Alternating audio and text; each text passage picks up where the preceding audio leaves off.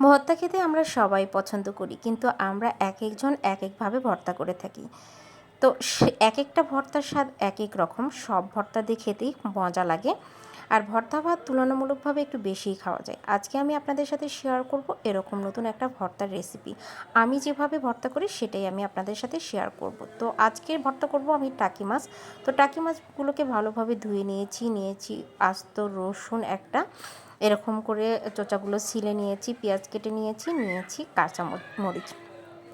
সবগুলো উপকরণ আমি একটা প্যানে দিয়ে দিয়েছি। এখন দিয়ে দিচ্ছি স্বাদ মতো লবণ। যে যেরকমটা খেতে পছন্দ করেন, মরিচটাও ঠিক তাই, যে যেরকমটা খেতে পছন্দ করেন সেভাবেই দেবেন। কেউ ঝাল ঝাল ভর্তা খেতে পছন্দ করে, কেউ আবার একটু ঝাল কম খায়।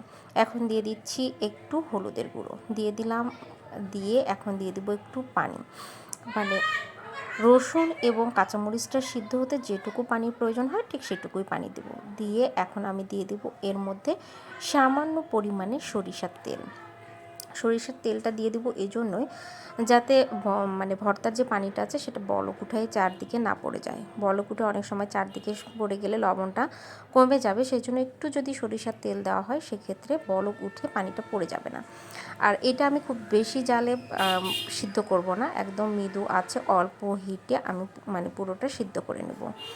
এখন তেল দেওয়া হয়ে গেছে, এটা আমি ঢেকে দেব। ভালোভাবে ঢেকে চুলার আঁচটা কমে দিয়ে অল্প হিটে পুরো মাছগুলো এবং রসুনগুলোকে সিদ্ধ করে নেব।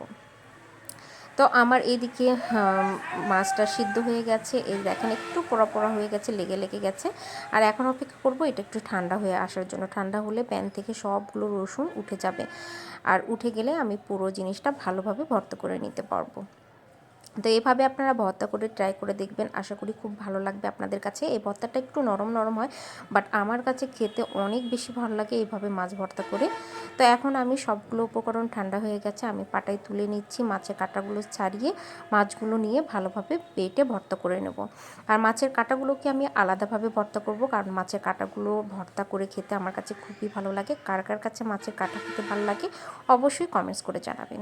আজকের ভিডিওটা এই পর্যন্ত, সবাই ভালো থাকবেন, আল্লাহ হাফিজ।